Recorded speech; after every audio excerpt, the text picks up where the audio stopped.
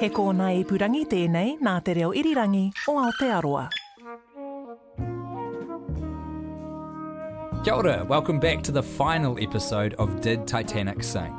I started this series because I thought it would be a pretty entertaining way of introducing my friend Carlo Ritchie, a noted comedy improviser and children's TV writer in Australia, to espouse the thing that has driven him for years, a conspiracy theory involving the RMS Titanic. Now, I gotta be honest, I kind of started this journey to make fun of Carlo a little bit, and I managed to convince Carlo that it would be a great opportunity for him to tell everyone what really happened. But it's kind of backfired. Carlo spent so many years researching this, and the facts he's thrown at me over the last 5 episodes have basically melted my brain. I'm mentally juggling facts about JP Morgan and the structural integrity of steamships and trying to remember what the psychologist told me about conspiratorial thinking. It's a lot. But today, it's time to give Carlo Ritchie the opportunity he so deserves to fully prosecute his case on what really happened. It's all been leading up to this. It's finally time to answer. Did Titanic sink?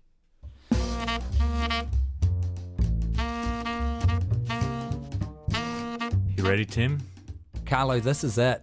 This is your big shot. At the start of this, 5 whole episodes ago, if you can even remember that far back, I asked you a pretty simple question. Do you believe?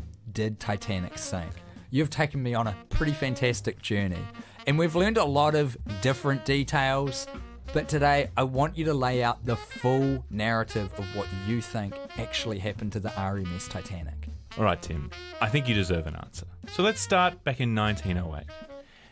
White Star Lines is losing a battle against German liners, against other British liners, about who will have the biggest ships on the sea. And so a plan is born that rather than competing for speed, they design 3 of the most opulent ships that have ever been built, basically setting up the modern idea of the cruise ship. These are places where people want to stay longer. Maybe they don't get you across the North Atlantic as fast as some of these other companies' ships, but you're going to have a much better time on board. They're called the Olympic-class liners, and there's going to be 3 of them. The RMS Olympic, the RMS Titanic, and the RMS Britannic.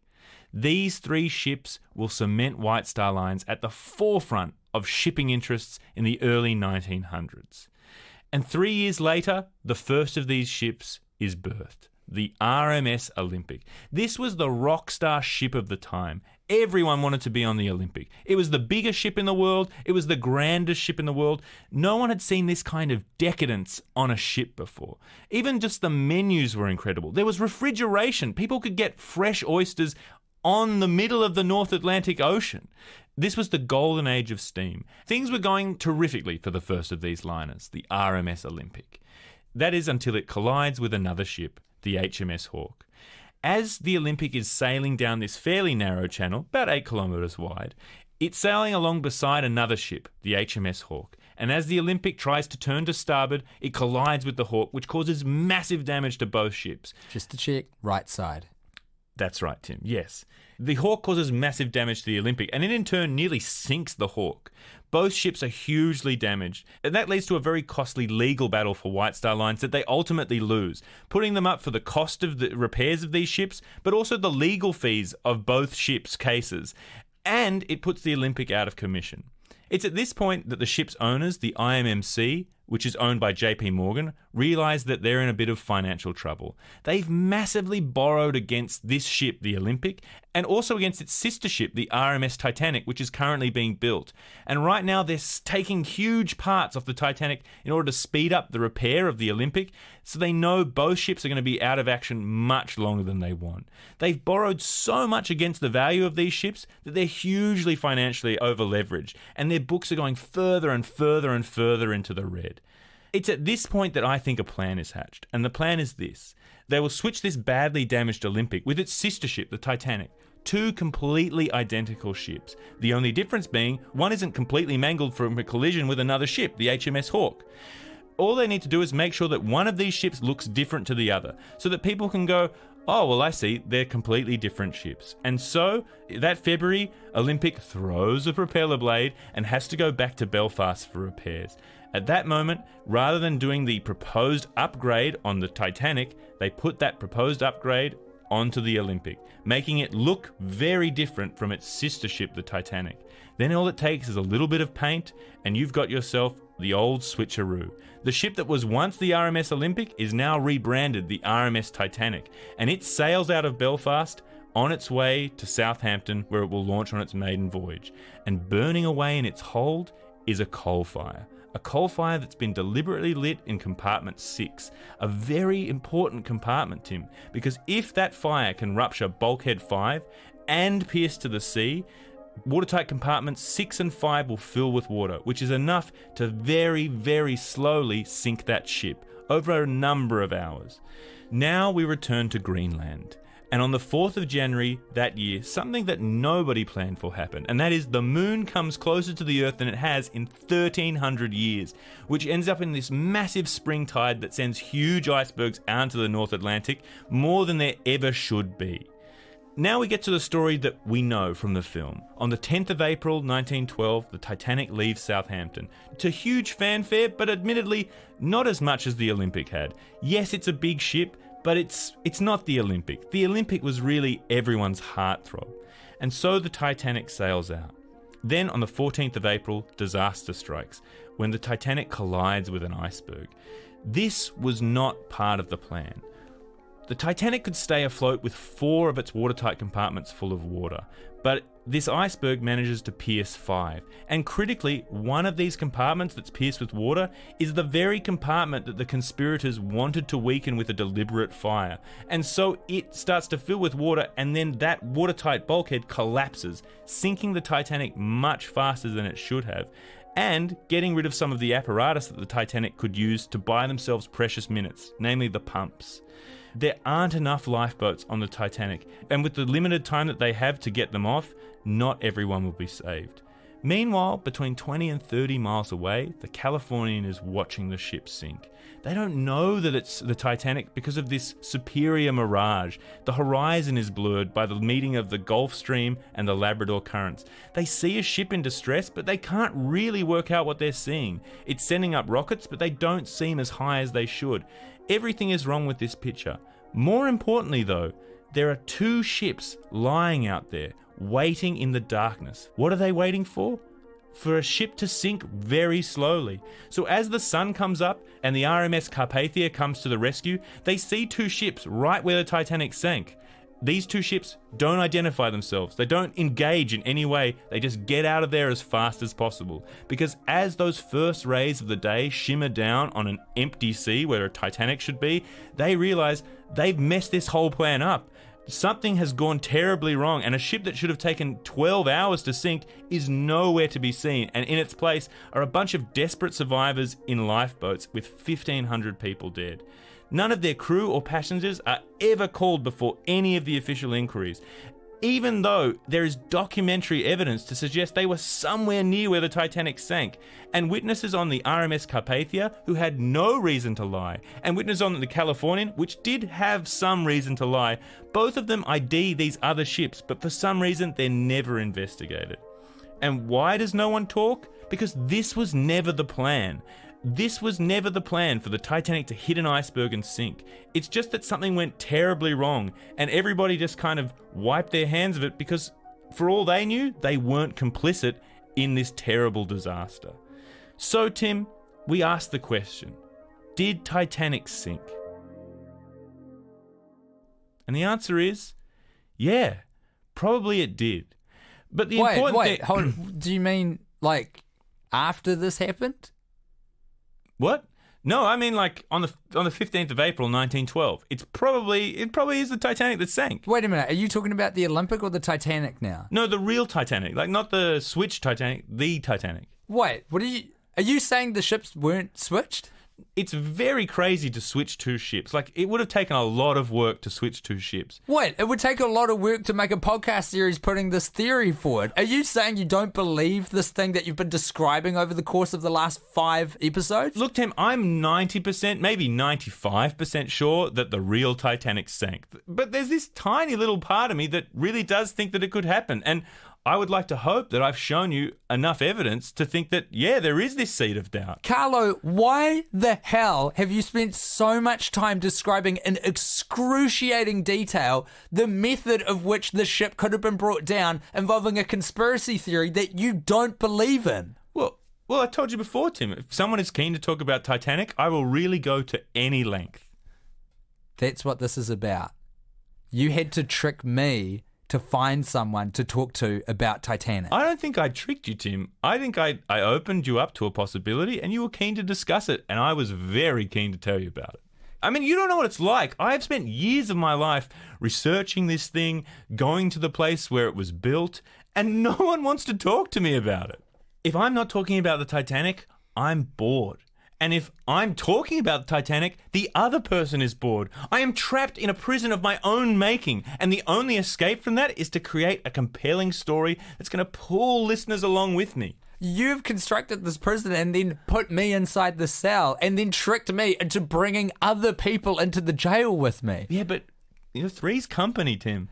For a man obsessed with the ethics of how the RMS Titanic was investigated, man, this is pretty unscrupulous. I don't know if it is unscrupulous, Tim. I mean, look at all we've got to learn, This fire you would have never heard of, the bulkheads, the way that the Titanic was built, all these things, they're such fascinating information, and you know a lot more about this ship than you ever would. I mean, only a couple of months after the Titanic was launched, another ship was launched called the SS Imperator. It was the biggest ship in the world. No one's ever heard of it, Tim. This is the point. We would not know about the Titanic unless it sank. So why not make that story just that bit more captivating? I'm impressed. So I guess, was it a waste of time? In retrospect, I have learned a lot of stuff. It's always nice to hang out with you, Carlo, even when you are kind of lying to my face for about 5 hours in a row. Hey, thanks, Tim. It was just really fun to talk to you about the Titanic. And even if it wasn't switched, it's still pretty cool to learn about things like Greenland, right? Well, listen, if this podcast and me sitting here for a little while with you is the vessel for you to talk through some of these things that gives you so much joy to discuss, then I am more than happy to be a receptacle for it. Yeah, look, Tim, it's been so much fun being here. And like you said a couple episodes ago, it's just nice to follow the road of my heart.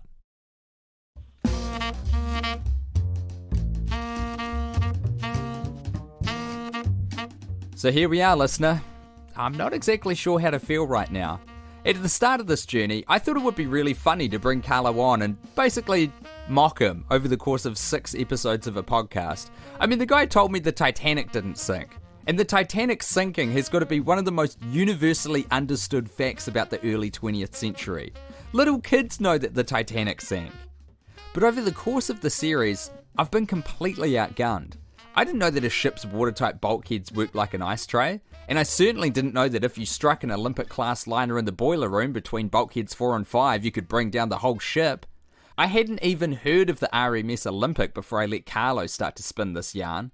And despite the fact that I've done school research projects on the Titanic as a kid and seen the movie twice now, at no point did anyone tell me the ship had a huge coal fire burning when it left port.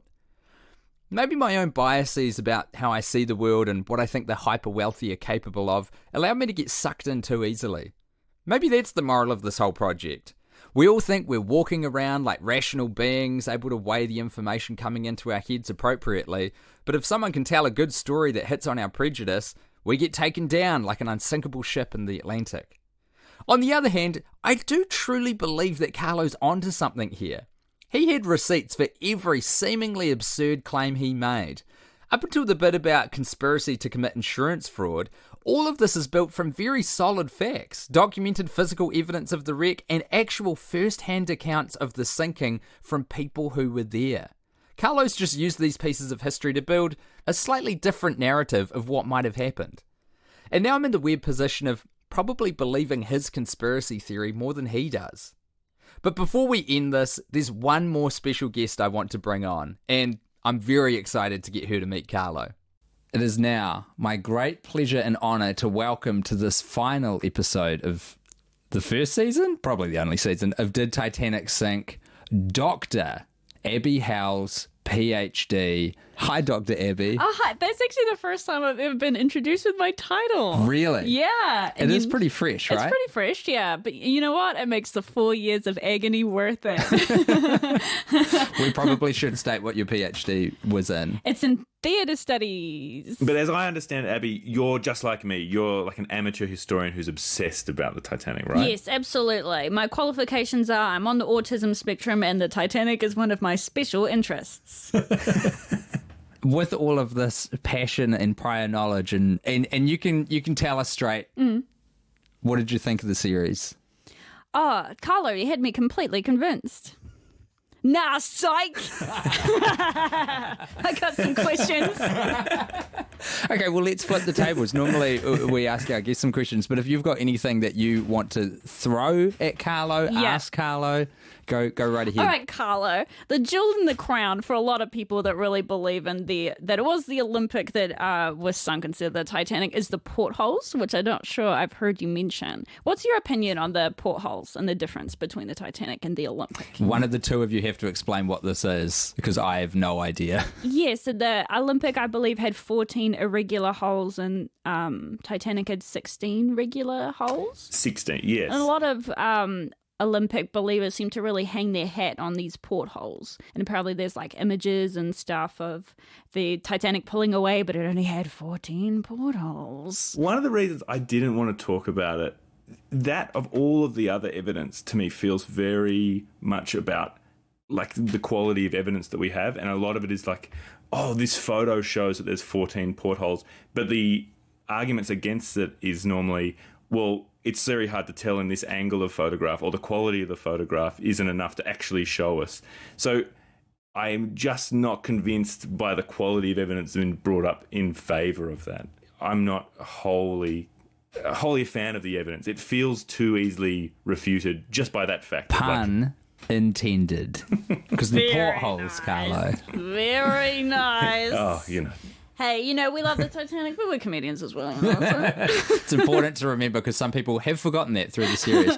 Yes, I respect that answer as well, because I feel like the most compelling evidence is I've got to agree with Courtney and Angela that it's incredibly easy to believe that a corporate fat cat would waste human life in favour of gaining more money. That's the most believable part of this whole thing. Absolutely, that happens every day. That's what hooked me in as well, to be honest. I was like, that I believe. I don't know about all this other stuff. Especially because very much in the zeitgeist when the Titanic disaster happened, I think it's a year before, maybe 2 years before, the Republic sank, which was a ship that had a huge number of passengers. I think it may have even had more passengers than the Titanic. And everybody got off safe because it just sank so slowly. And so the conventional thinking with modern steamships was, you know, even in the worst case scenario, almost everybody should get off. Do you want to hear my reasons that I think that it's untrue, that I'm unconvinced? Would love to. Please. Okay. In your mind, had they done any restoration on the Olympic? Like, are they sending out a damaged vessel? The short answer is yes. I would think as part of this conspiracy, yes. I think it's completely re-outfitted. It hasn't been wholly repaired. Like the damage to the Olympic would still be very much present in the so-called Titanic. Okay. Well, if it's seaworthy enough to be sent out with passengers on it, surely it would be easier to just recoup the cost via sending it out and getting passengers to pay for tickets. Because, you know, the top first class ticket, it roughly translates to about $100,000 per cabin, right? In today's money. Totally. Yes.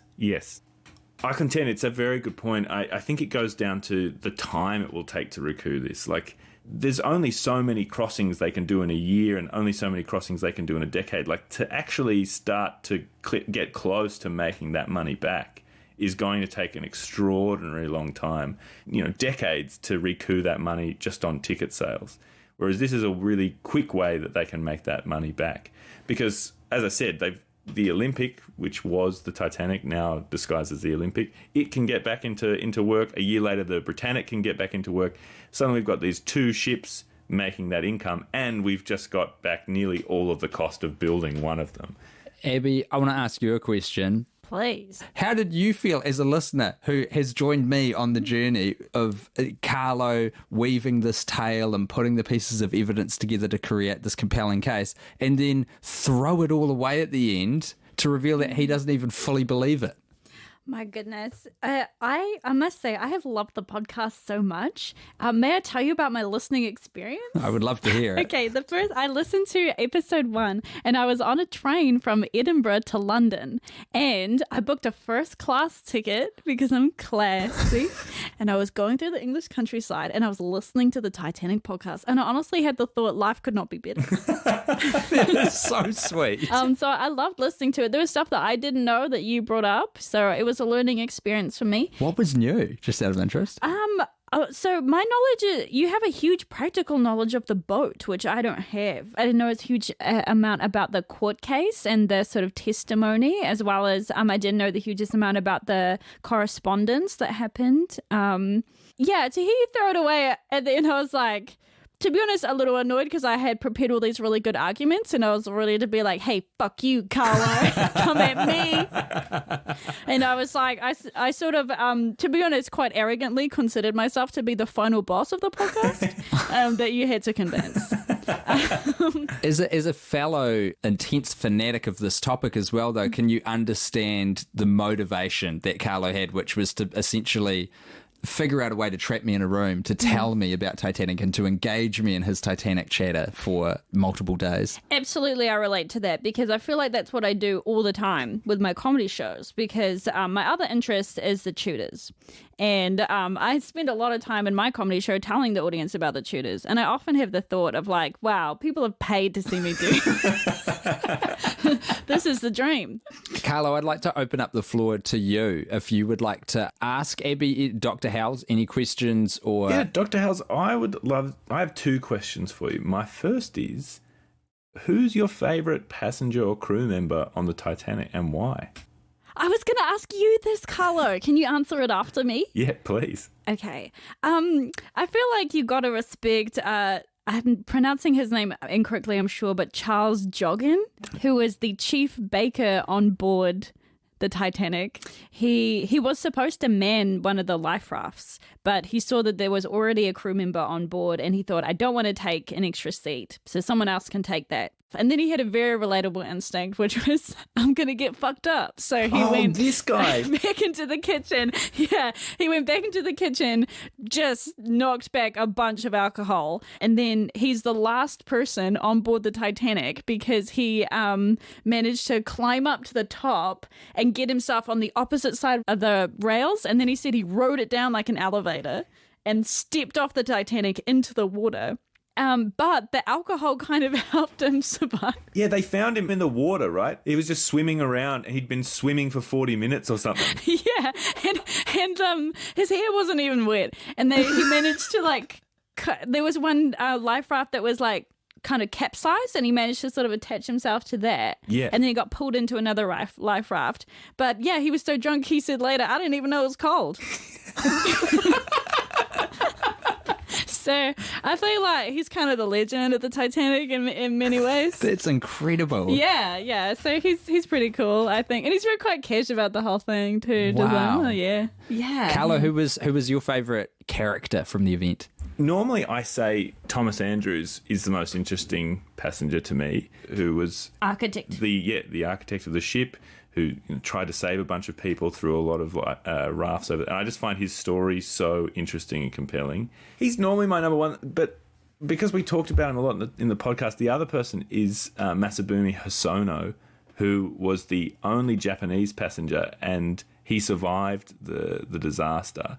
When Hosono got back to Japan, he just became this national figure of disgrace, and they just absolutely pilloried him, constantly having this event that he survived being thrown back in his face. It was just such a source of national shame. And he was too proud while he was alive to reveal this correspondence that he'd kept with one of the other survivors.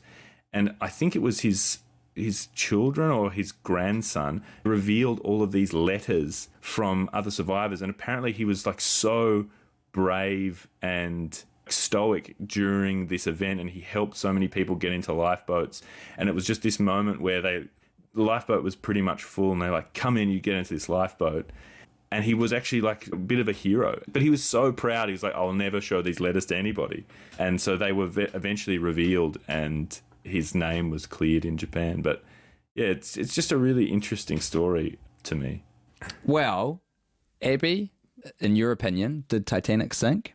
Yes, I think it did sink. I don't think it was the Olympic, but I definitely heard you out completely. And I'm not completely against conspiracy theories. Like, also, I kind of believe in ghosts too. So it's like, who am I to talk? Those are two quite different things. It's all coming out. Well, Abby, thank you so much for joining us on this episode and for your kind words about the podcast. And thanks for being a part of this project. Thank you so much for having me. Did Titanic Sink is written and produced by myself, Tim Batt and Carlo Ritchie. The executive producers are Tim Watkin and Justin Gregory.